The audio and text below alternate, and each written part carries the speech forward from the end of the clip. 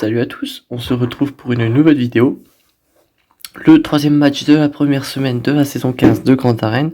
Aujourd'hui on affronte Rock Me Amadeus. Donc on va commencer par les statistiques puisque je trouve que c'est une information assez intéressante à avoir. En termes de bataille offensive de championnat remporté, on est sur 155 et 238 de tactique de défense en championnat réussi. On a donc un adversaire plus fort en défense qu'en attaque. De plus, il ne semble pas attaquer très souvent, puisque 155 est un nombre relativement peu élevé, comparé typiquement à mes stats que je vais vous montrer juste après. Donc la meilleure division qu'il ait atteint, c'est le Chromium. Donc même pas Eurodium ni Kyber, donc c'est parfait pour moi, parce que ça me donne un avantage, on va dire. En termes de flotte, ce dernier a un Faucon Millennium pas très bien développé. Cependant, on peut constater que sa flotte négociateur a quand même pas mal d'atouts en termes de vaisseaux. On peut voir que le Anakin est relique, que le BTL est 7 étoiles et l'ascendant de Molos. Enfin bref, quand même une bonne flotte, même si ce n'est pas le mieux. Pour ce qui est du négociateur, ce dernier a le même négociateur que moi, donc tout est monté au max. Cependant, malgré tout ça, j'ai remarqué que son 5 est équipement 8, donc le chasseur Umbaria ne fera pas énormément de dégâts, Rex n'est pas 7 étoiles et Ahsoka n'est pas relique non plus. Donc malgré ça, j'ai quand même un meilleur négociateur, donc ça fait plaisir. Ce dernier a quand même le bombardier TU impérial, mais pas de malveillant, donc pour le coup, ça m'avantage, on va dire. Donc je vais vite fait vous montrer mes stats pour que vous compreniez bien la différence entre ces stats offensives et les miennes. Donc par exemple, bataille offensive de championnat remporté, je suis à 1363. Ce qui est quand même un nombre de fois plus conséquent que le sien. Et j'ai presque le double de ses défenses. Donc vous voyez que il y a quand même un sacré écart entre lui et moi pour le coup. Pour ce qui est de ses persos. Celui-ci est quand même déjà bien plus étoffé que le dernier adversaire, soyons honnêtes. Ce dernier a quand même Dark Revan. Premier ordre assez bien développé, visiblement. Pas mal d'équipements 12, dont de la Padmé, CLS, Bastilla, etc. Donc ça reste cool, mais ensuite ça descend assez vite. Il a quand même le Triumviracite, donc c'est pas mal pour affronter mes Géos, mais je crois que je les ai pas mis en défense, mes Géonosiens, donc c'est cool. Le Grievous n'est pas extrêmement bien équipé, mais vous me direz que le mien n'est pas forcément mieux. Mais sinon après ça descend assez vite. Bon, en ce qui concerne son personnage le plus rapide, c'est vraiment une statistique que j'aime bien regarder à chaque fois, comme je le dis assez souvent. Le personnage le plus rapide ici c'est Dark Revan avec 296 de vitesse, qui logiquement signifie que aucun de ces persos n'est plus rapide sans tout ce qui va être unique et capacité de chef, donc ça au moins c'est rassurant. Ensuite le reste ça va, le Malak, comment est-il? Bon, il est modé pour de la ténacité, très bien. Ah oui, 162, donc pas mal, et 263 de vitesse. J'ai regardé très rapidement sa défense. La défense semble être ok, Juste lui, ouais, voilà, c'est bien ce qui me semblait. Il avait déjà attaqué une team. Donc il a one shot la team Padmé, tant mieux pour moi d'ailleurs. Enfin, plus ou moins on va dire, puisque ça me permet de savoir qu'il a utilisé plus ou moins une bonne team, puisque il a utilisé 53, il a fait 53 bannières sur la team. Et 53 bannières, c'est qu'il a utilisé une team assez correcte pour le coup. Vous pouvez constater que sur la Grievous, il y a une bataille, donc c'est-à-dire il s'est replié, donc je pars avec une avance de 20 bannières. 20 bannières, typiquement, c'est ça joue le match, très clairement. Sauf si je me fail, évidemment. Donc on va éviter, donc je vais commencer par les Géonosiens, puisque je sais déjà ce que je vais utiliser pour le coup, puisque c'est un counter que j'ai déjà présenté en 5 vs 5 et qui fonctionne encore mieux en 3 vs 3 puisqu'il y a moins de Géonosiens, donc moins de dégâts pour le coup. C'est le Triumviracite, donc je le rappelle, à chaque fois que mes adversaires vont jouer en dehors de leur tour, donc à savoir très fréquemment, ils vont perdre énormément de santé et de protection. Donc ça c'est cool. C'est un Zeta, c'est l'unique de Traya de mémoire, ou la capacité de chef, un des deux. Oui, c'est la capacité de chef. Donc, vous voyez que les géonosiens vont pas faire long feu. Je vais juste isoler la brute, la brute. Infliger la douleur pour forcer la raillerie sur Sion quand ils jouent leur tour. Je vais dispel l'espion pour diminuer de 1 les cooldowns de l'annihilation. On va mettre l'entrave de capacité ici, mais j'ai pas réussi, très bien. L'esquive de critique sur Sion, on va dire que c'est quand même quelque chose d'assez intéressant à voir, puisque l'attaque de l'espion n'a fait absolument aucun dégât. Donc voilà. Bon là ils mettent des dégâts, mais c'est pas de quoi m'inquiéter pour le moment. Surtout que si on venait à mourir, eh ben j'ai encore une vie en plus, donc c'est cool. Là je vais annihiler la brute. Je vais expliquer dans une seconde pourquoi. Hop. Vous voyez, là j'ai tué Sunfac. Si j'avais laissé la brute en vie, si j'avais annihilé Sunfac et que j'avais laissé la brute en vie, j'aurais été obligé de frapper la brute, puisque l'espion est invisible. Donc j'ai préféré annihiler la brute qui avait beaucoup plus de vie que Sunfac. J'ai achevé Sunfac pour pouvoir frapper l'espion. C'est toujours ces petites actions comme ça qu'on ne pense pas à faire, mais une fois devant le fait accompli, on comprend que c'était une bonne idée et que voilà, puisque si on fait l'inverse, pour le coup, c'est pas ouf. Donc là, vous voyez que j'ai une bannière de moins que mon adversaire, mais ce dernier s'est fail une fois, donc c'est comme si j'en avais 19 de plus techniquement. Sauf si je me fail un peu plus tard. Donc la prochaine team, je vais être obligé d'utiliser une bonne team, puisqu'il y a quand même une assage relique. Ce que j'entends par une bonne team, ça reste l'Empire, avec la fracture, etc. Ça peut très vite être un bourbier cette histoire, puisque Talzin inflige la peste. Et ça c'est très relou, puisque ça me fait énormément de dégâts, et ça va tuer forcément un de mes persos, donc il faut que je lui mette un maximum d'entrave de capacité, ou de stun avec Throne, pour éviter justement tout simplement la peste.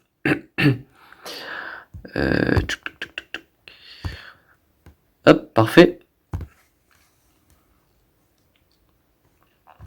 Hop, même à ça je peux en mettre, puisque c'est Mertalzin lead, mais ça va le faire. Donc là je vais pouvoir mettre l'attaque en zone pour achever Talzin, on va achever Assage, et on va tuer le zombie. J'ai perdu normalement une bannière, non deux. Ah oui, j'ai perdu celle sur Palpatine. J'avais oublié que Assage je lui avais mis une basique. Bon, enfin bref, pour le coup, c'est plus de peur que de mal, puisque je suis passé au travers sans trop de soucis. Prochaine team, c'est quand même une team qu'il faut pas sous-estimer, parce que malgré que ça ne se dit pas, malgré le fait que on ait Obi-Wan, qui n'est pas un personnage très intéressant en termes de dégâts, c'est sûr, mais ça reste un tank plutôt relou, hein, disons-le. Sa capacité de chef donne pas mal d'esquives de mémoire. Tous les alliés gagnent un bonus d'esquive de 15% et remplit la jauge de tour de 30% chaque fois qu'ils esquivent une attaque. Donc c'est pas rien, hein, pour le coup. Plus de ça, Chupio, grâce à son unique, il récupère 40% des stats du leader. Donc c'est pas rien non plus, hein. Et Leia, une fois invisible et qu'elle commence à frapper, disons qu'elle ne plaisante pas non plus. Donc pour ce combat, je vais, je pense, utiliser soit mes géonosiens,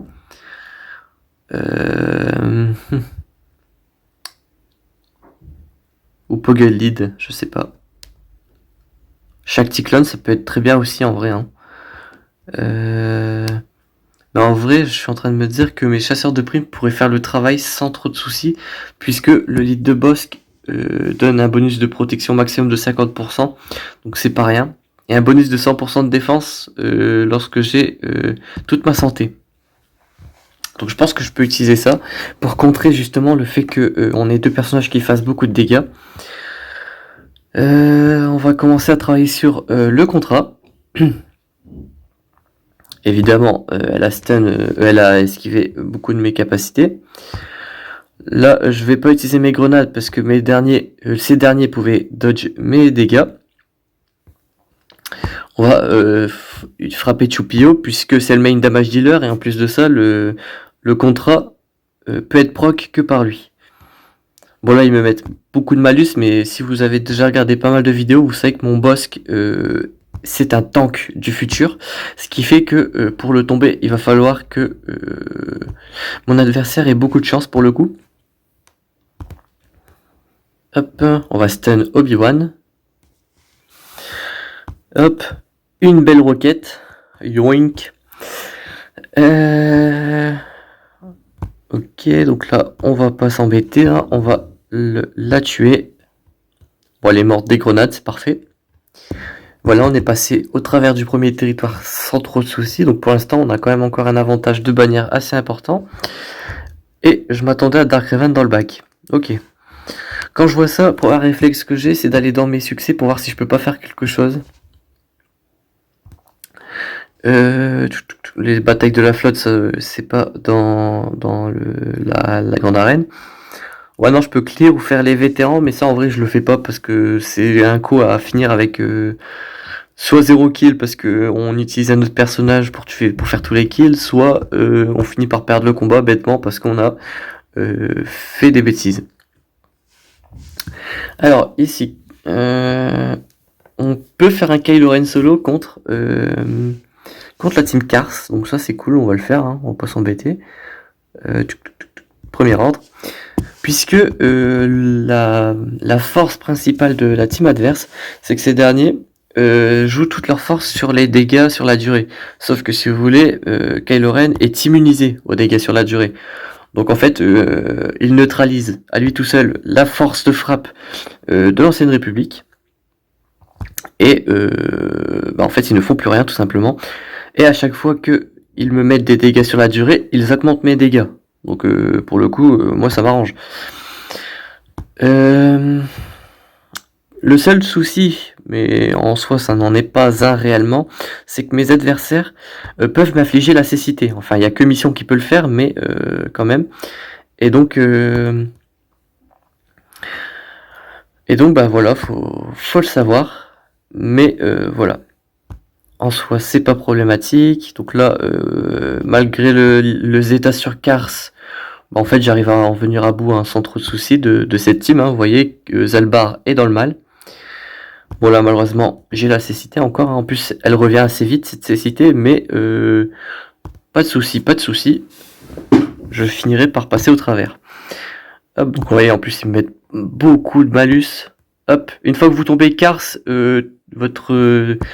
la peur du time-out s'en va, puisque en face, ils ont plus grand-chose en termes de tank. Ils tombent assez vite. Vous voyez que Kars, il a pas excessivement beaucoup de santé. Hein. Bon là, c'est la petite cécité pour être ennuyante, mais là, à partir de maintenant, je vais pouvoir spam les outrages. Et si j'ai pas mal de chance, je vais pouvoir la stun en boucle. Hop.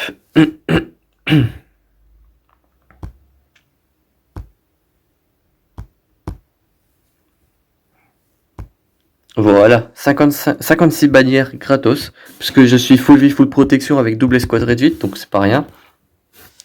Et donc c'est la win. Ça me permet aussi d'économiser une team pour le reste, donc c'est cool. Donc là, du coup, c'est leur team, les teams les plus puissantes qui restent sur le haut. Donc, déjà, faut pas les sous-estimer, donc ça c'est un fait. Le second truc, c'est que moi, du coup, j'ai encore toutes mes meilleures teams, parce que j'ai tout gardé pour le bac, mais dans le bac, il n'y a pas des teams très puissantes. Par conséquent, j'ai tout ce qu'il me faut pour le haut. Donc moi, a priori, les deux plus grosses teams que je vois à l'heure actuelle, c'est la team Premier Ordre, parce qu'il y a quand même 3 persos reliques 5. La deuxième, c'est CLS, qui est une team qui n'a pas besoin d'être extrêmement bien équipée pour être très utile.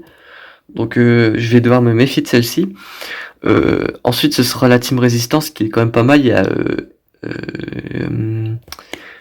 a entraînement du Jedi, Relique 7 avec le triple Zeta, et elle doit avoir des bons modules, j'imagine, puisque il lui manque un module, il lui manque un triangle. Très bien. Mais elle reste quand même assez bien modée pour le coup, c'est assez drôle pour le coup. Mais voilà. Pour CLS, je pense que je vais pas prendre de risque. et je vais faire un miroir. Sauf que moi j'ai pas CLS, à la place j'ai Kira. Mais c'est pas très grave, puisque pour le coup, c'est surtout le lead de Kira qui nous intéresse, et puis si elle meurt, bon c'est pas très grave, hein. Lui il a perdu un combat, donc au pire. En plus il focus Chewie, donc c'est pas très grave. En fait ça m'arrange en vrai, puisque Kira ne prend pas de dégâts pour le coup. Hop. Oh, pas de contre-attaque, nickel. Bon, en vrai, plus de peur que de mal. Il y a que Kira qui a perdu sa bannière de protection. Mais c'est pas grave. Donc, en vrai, quand vous faites un miroir, en vrai, vous perdez pas plus que ça de bonne team, puisque vous tombez exactement la même team. Donc, c'est un mal pour un bien, on va dire. Ici. J'ai le choix entre Revan ou Dark Revan, hein. Les deux sont très bien. Mais moi je pense que je vais plutôt choisir de faire Empire Sith pour le coup. Avec HK plutôt que Malak, puisque Malak va pouvoir me servir pour un éventuel solotage. Hop. Puis ma team Dark Revan, si vous avez déjà vu d'autres vidéos que celle-ci, vous savez que cette dernière, pour ma part, est très bien modée. Surtout en vitesse, hein, mon Dark Revan a quelque chose comme 323 de vitesse, donc c'est quand même très très rapide, hein, disons-le. Même si hier j'ai vu dans l'arène des squads un Dark Revan avec 347 de vitesse, donc autant vous dire que c'est pas le genre de truc que vous pouvez dépasser en termes de vitesse très facilement, à moins d'avoir une légende galactique, mais pour le coup, je vous assure que ça m'a fait tout drôle. Hein. Donc voilà. On va pouvoir tenter un petit solotage quelque part, qu'est-ce que vous en pensez? Moi ce que j'en pense c'est que ça va faire très plaisir pour le coup. On va faire ça en bas. Hop, un petit Dark Malak solo. C'est parti. Hop, on va focus le petit wicket, hein. C'est parti. Oh, je vais en faire qu'une bouchée, Malak Relic 7 contre des pauvres Ewok équipement 11. Ça me fait presque de la peine pour eux. Ouais, et ma barre de vie ne bouge absolument pas. D'ailleurs, c'est vrai qu'il faut que je focus l'ancien Ewok. J'aurais peut-être pu faire le drain de vie aussi, je joue un peu trop vite, mais c'est... Faut leur laisser une chance, parce que si vous voulez, si je les tue trop vite, après il n'y a pas de plaisir, donc je fais attention de ne pas les tuer trop vite. Hop, je tue l'ancien Ewok, je tue le chef Sherpa, hein. De toute façon c'est pas très grave de l'ordre dans lequel je les tue, vous voyez ma vie ne bouge absolument pas. Hop, le drain de vie, histoire d'être sûr qu'on est bien full vie, et on l'achève le pauvre petit nounours. Voilà, 56 bannières gratuitement, on peut me remercier mon adversaire pour ceci. Et on va continuer dans la lancée avec les solotages. On va me lancer avec Enfisness solo. Hop, juste ici. Donc là, c'est vraiment le match des solos, hein, clairement.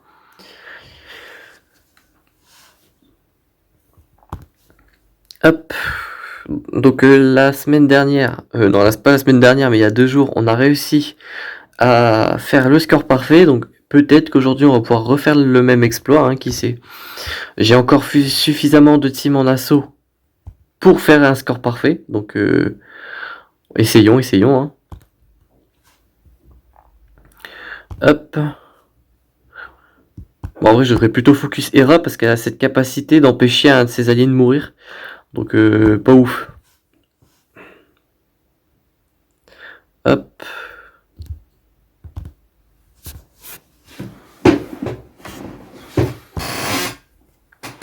Hop.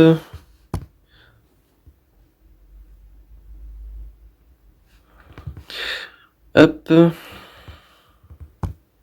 À chaque fois que mes adversaires jouent un tour, Enfisness se booste à hauteur de 2% de dégâts critiques de mémoire, ce qui fait que plus le combat dure, plus elle frappe fort jusqu'à pouvoir rentrer des one-shots carrément. Ce qui fait que à terme, je vais pouvoir mettre des grosses patates comme précisé à l'instant. Voilà, c'est bien, c'est que Chopper me met énormément de dégâts, donc il booste la protection. Hop. Hop.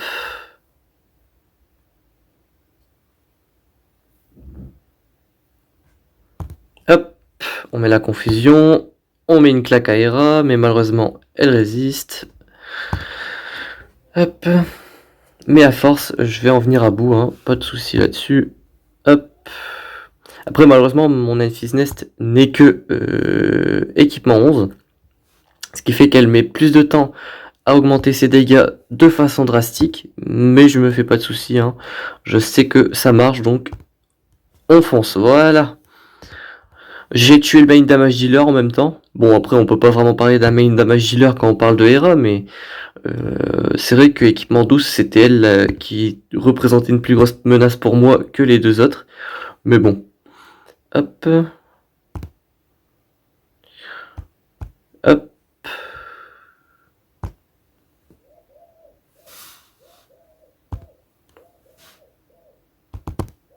En vrai, on peut peut-être mettre la confusion, ça peut être une bonne idée. Hop.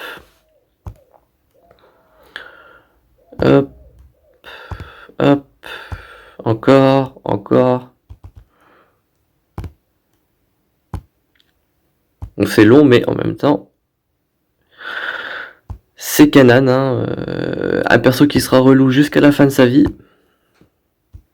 C'est vrai qu'il faut que je mette la confusion à chaque fois, mais j'y pense pas forcément.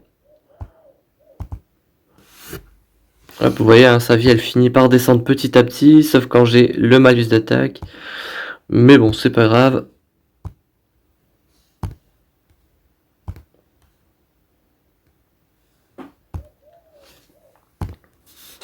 Bon, je me suis fait, j'aurais peut-être dû lancer l'attaque. Hop.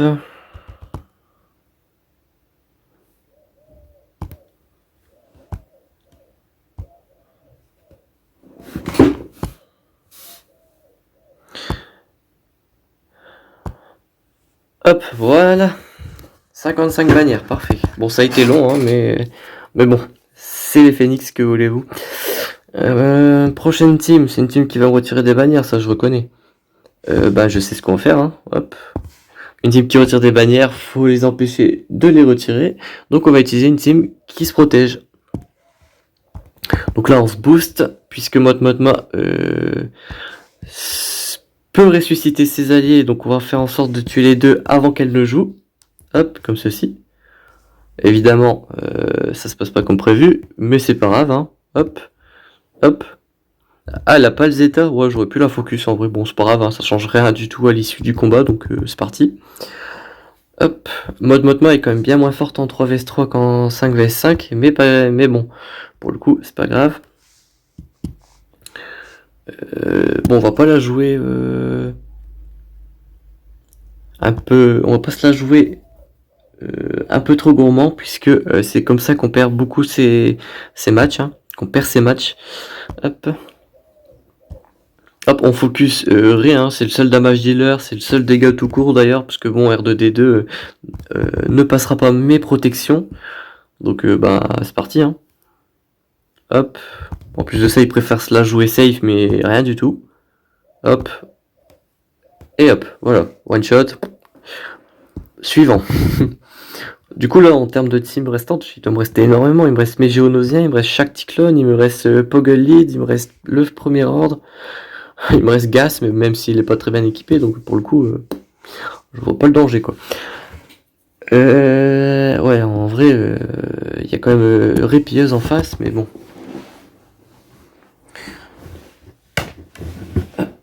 Donc en face, il n'y a pas d'immunité aux améliorations, aux dégâts et tout ce que vous voulez, donc je devrais être en mesure, je pense, de venir à bout de ce combat facilement. Je vais mettre la raillerie sur 5, comme ça, s'il y en a un seul qui se fait frapper, ce sera bien lui. Hop, on va augmenter les dégâts de la team. Mais ça m'étonnerait pas qu'il préfère mettre sa raillerie sur lui plutôt que d'attaquer pour ce qui est de Finn. Ah non, mais en vrai ça change pas vraiment de choses, il a pas fait de dégâts.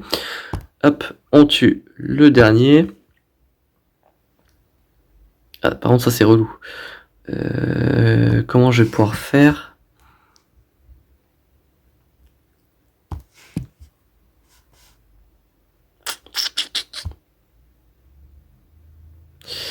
Ah c'est relou, c'est relou.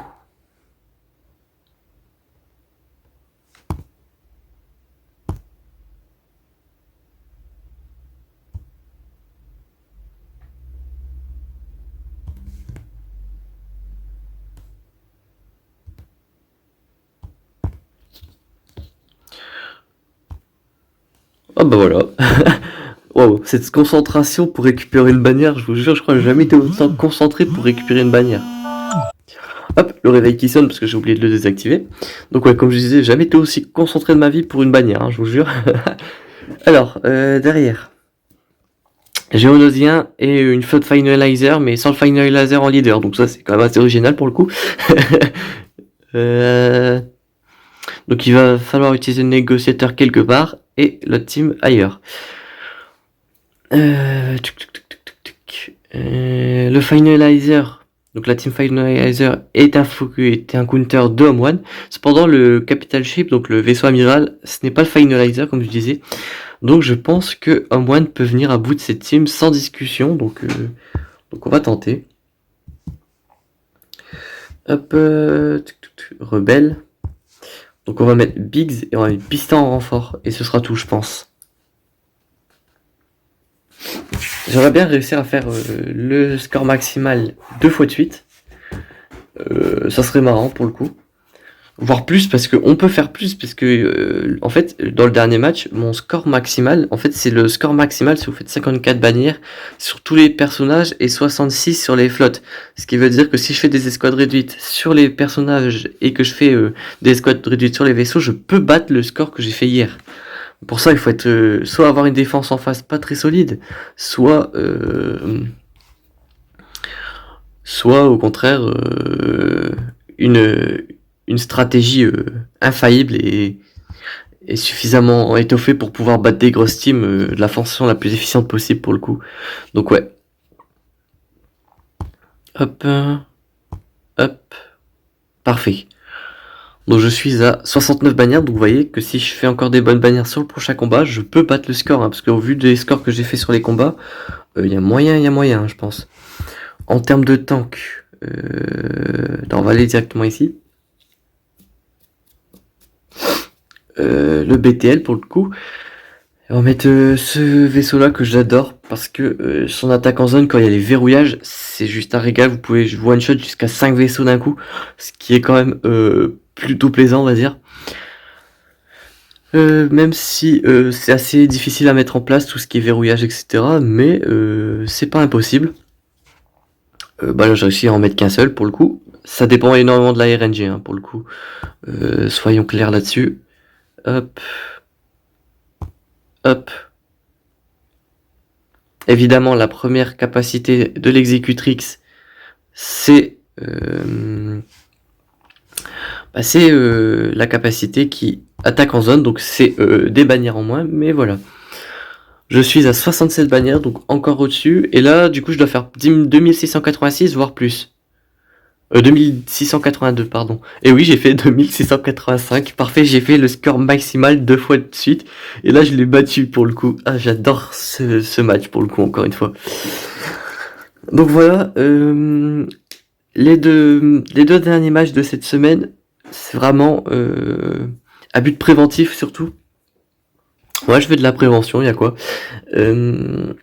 Il faut surtout pas mettre une défense comme ça parce que c'est super facile de passer au travers quand on a un minimum d'expérience sur le jeu. Vous voyez, j'ai fait 3 solotages. Pour le coup, 3 solotages, c'est déjà trop. Clairement, même franchement, déjà un seul, je trouve que c'est déjà assez difficile de revenir de ça. Mais ouais, pour le coup, 3 solotages déjà, ça le met dans le mal. Pour le coup, ce territoire-là, je l'aime bien puisque il a pas mis de team de la méta, donc moi je me suis posé la question de est-ce que Dark Revan serait derrière. Quand je me pose cette question, techniquement, je peux être amené à faire une erreur en me disant qu'il faut que je garde mes meilleurs teams pour ce qu'il y a derrière. Je sous-estime la team et je perds. Typiquement, ça c'est le genre de territoire qu'on aime bien voir, que j'aime bien voir puisque ça me fait réfléchir et justement, ça peut me faire perdre le match sur ça. Cependant, derrière, quand je vois ça, quand j'arrive à passer le territoire de devant et que je vois ça derrière, en fait, automatiquement, je pars sur des solotages puisque je sais que je peux y arriver et que voilà. Du coup, une fois que je me rends compte que derrière le territoire, il est pas excessif, il est pas excessivement bon plutôt, en fait, je me rends compte que ces meilleurs teams sont ici. Et à ce moment-là, j'utilise toutes mes meilleures teams dessus, logiquement, puisque je sais pertinemment que bah, c'est ses meilleurs teams, donc il faut impérativement que j'utilise mes meilleurs teams dessus, puisque bah, c'est ses meilleurs teams. Donc on va pas sous-estimer des teams alors qu'on n'a pas besoin de le faire. Pour ce qui est des flottes, ça dépend. Il y a des joueurs qui aiment bien mettre un territoire de flotte vraiment balèze. Je sais qu'en division 1, il y a des gens qui jouent négociateurs et malveillants en défense. Donc très solide. Mais il y en a d'autres qui préfèrent la jouer un peu plus cool, genre moi par exemple, où je mets une petite flotte séparatiste avec une petite flotte de l'Empire, c'est très moyen, mais je trouve que ça fait largement l'affaire pour retirer tout ce qui va être bannière, etc. Donc voilà, typiquement moi je préfère très clairement ma défense, puisque vous pouvez constater, j'ai une team de la méta split en deux, à renfort de Padmé et tout le reste. Et ensuite je mets des teams qui sont de la méta, mais pas excessivement puissantes. Je pense aux Sœurs de la Nuit, ça fait partie de la méta de la grande arène, mais vous voyez qu'elles sont pas excessivement bien gear, etc. Donc voilà. Puis ensuite je mets plein de teams, soit qui retirent des bannières, soit que j'utilise pas en attaque parce que bah, j'arrive pas à m'en servir, ou je fais toujours des bannières vraiment pauvres. Je pense typiquement à l'entraînement du Jedi Rey, où soit je perds dans 80% du temps, et quand je le bats il me reste toujours Rey en vie et les deux autres sont morts, donc voilà, je la mets en défense, sait-on jamais, j'ai déjà eu des surprises avec elle, donc voilà. Puis bah, ma flotte, hein, comme vous voyez. Donc voilà, bon, avec moins 20 bannières sur son compte, bah sur ma team Grievous, ça veut dire qu'il ne pourra pas battre mon score, étant donné qu'il faut qu'il fasse un score absolument dantesque sur tous les persos et toutes les flottes. Autant dire que c'est pas possible au vu de ce que j'ai fait. Considérez que ça va être le score final. Si jamais il venait à réattaquer, à faire des scores, je mettrai dans les commentaires comment il a performé sur mes défenses, mais sachez que j'ai gagné, hein. Ça c'est impossible qu'il revienne, mais si ça vous intéresse de savoir comment mes défenses performent, eh ben je mettrai ça dans les commentaires si ce dernier venait à attaquer, hein, bien sûr. Donc voilà. Je vous reprends 30 secondes juste avant de conclure cette vidéo sur les matchs précédents. Je pense que c'est quelque chose que je vais faire plus souvent à partir de maintenant dans la grande arène. Le troisième match, c'est de faire une review des matchs précédents. Donc là, typiquement, mon adversaire dans le match d'avant n'a pas joué. Je vais vérifier, hein, parce que parfois ils attaquent, mais ils battent aucune team, donc voilà. Ah, donc celui-ci n'a pas joué, hein, très clairement. Donc voilà. Et le premier adversaire, il me semble qu'il avait clear la moitié. Je l'avais montré d'ailleurs. Donc il avait mis une tentative sur les Sœurs de la Nuit. Il n'avait pas joué les autres teams avec. La team Sœurs de la Nuit avait fait un hold en même temps. Donc mes Sœurs de la Nuit ont tous les deux tenu un combat de plus. La résistance qui a fonctionné aussi, donc très bien. Les deux autres teams se sont fait one shot. Et ma flotte, où il y a eu 2 renforts quand même sur l'exécutrix, donc très bien. Et l'autre flotte s'est fait OS sans trop de soucis pour le coup. Donc voilà. Donc voilà pour ce qui est des 3 matchs de la semaine, hein. Après, il faut pas s'étonner aussi, c'est qu'en 3 vs 3, déjà, il y a 2 phénomènes qui se passent. Déjà, c'est que dans toutes les grandes arènes, la première semaine, à moins d'être malchanceux et de tomber contre le meilleur joueur de la saison directement, vous allez très souvent tomber contre des auto-défenses, donc des défenses qui sont mises automatiquement, donc ils mettent genre dans l'ordre de puissance galactique les meilleurs persos. Soit c'est un mec qui va mettre ses défenses pour gratter des points, pour augmenter en division sans faire aucun combat et quand même avoir quelques récompenses. Soit c'est des mecs justement qui sont pas très efficients en grande arène et qui se plantent beaucoup. Et soit vous tombez sur des tarés comme moi qui mettent 2685 bannières sur les matchs. Mais à partir de la deuxième semaine, ça change très vite, puisque à partir de la deuxième semaine, vous allez commencer à tomber sur des adversaires qui sont proches de vous en termes de bannières.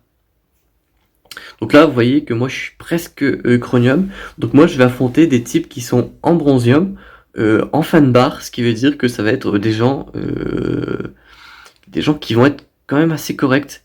Et donc ça me permettra de vous présenter des matchs qui sont plus intéressants que ceux-là, hein. Rouler sur les adversaires, c'est marrant 5 minutes, mais c'est vrai que moi j'aimerais bien voir comment mes défenses performent pour le coup.